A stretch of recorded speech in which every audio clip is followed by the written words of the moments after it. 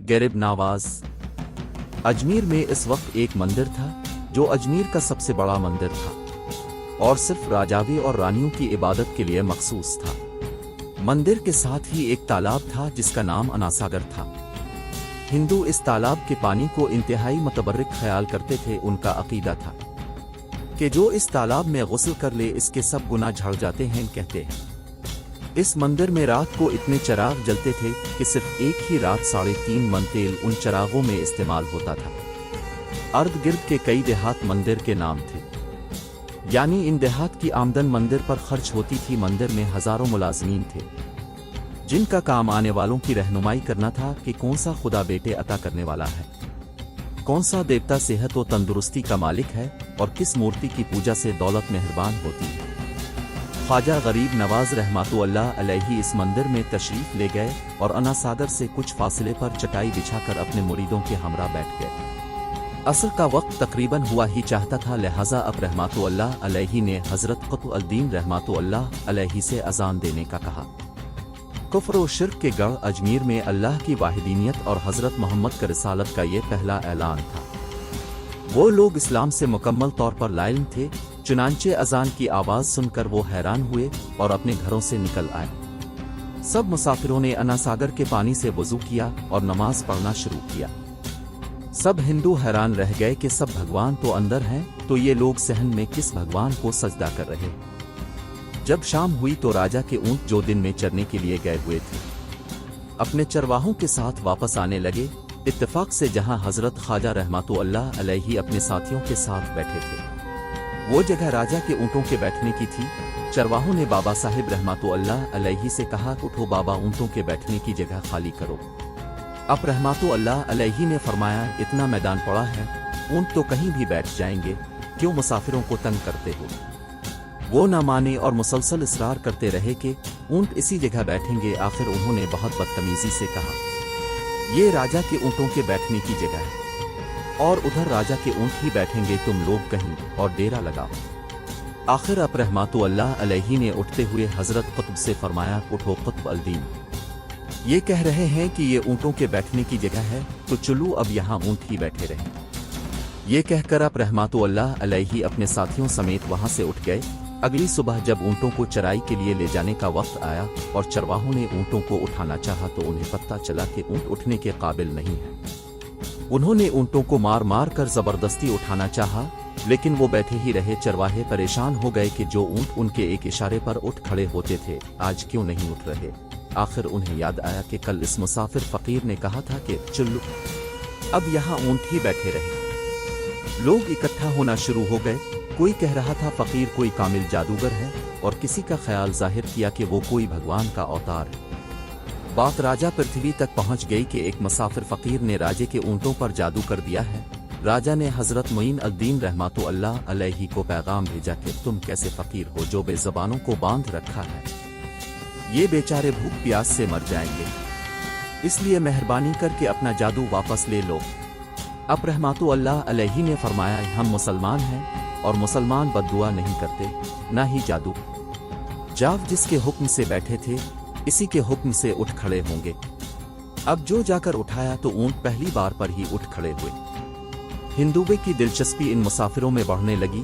पांचों वक्त अजान होती और नमाज अदा की जाती। आखिर राजा तक ये बात पहुंच गई और उसको शिकायत की गई कि जो फकीर आए सब मुसलमान हैं, पांचों वक्त अजान देते हैं और हमारे पवित्र तालाब को हाथ मुंह धोकर भ्रष्ट करते हैं और हमारे धर्म के खिलाफ बातें भी करते हैं। कहते हैं कि ये मूर्तियां पूजने के काबिल नहीं है, तो महज पत्थर है, इसलिए उन्हें यहाँ से उठाया जाए। राजा ने फकीरों को पैगाम भिजवाया कि तुम लोग मांस गोश्त खाते हो, हमारे धर्म के खिलाफ बोलते हो, औरतों और हमारे पाक तालाब को अपने हाथ डालकर नापाक करते हो, जो हम बर्दाश्त नहीं कर सकते, इसलिए तुम लोग यहाँ से चले जाओ। अब रहमतुल्लाह अलैहि ने फरमाया कि और भी तो इतनी दुनिया आती है, हमारे पानी ले लेने से कौन सा कोई कमी आ जाएगी। लेकिन वो कहने लगे कि वो सब हमारे अपने धर्म के लोग हैं और तुम दूसरे धर्म के हो, आइंदा तुम लोगों ने तालाब को नापाक किया तो हम सख्ती से पेश आएंगे।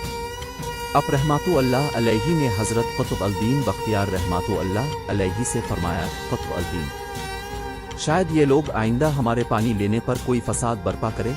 जब एक मशकीज़ा पानी ले ताकि ज़रूरत के वक्त कुछ पानी तो मौजूद हो। लिहाजा हज़रत क़ुत्ब रहमतुल्लाह अलैहि ने उनसे फरमाया, चलो हम मशकीज़ा भर लेते।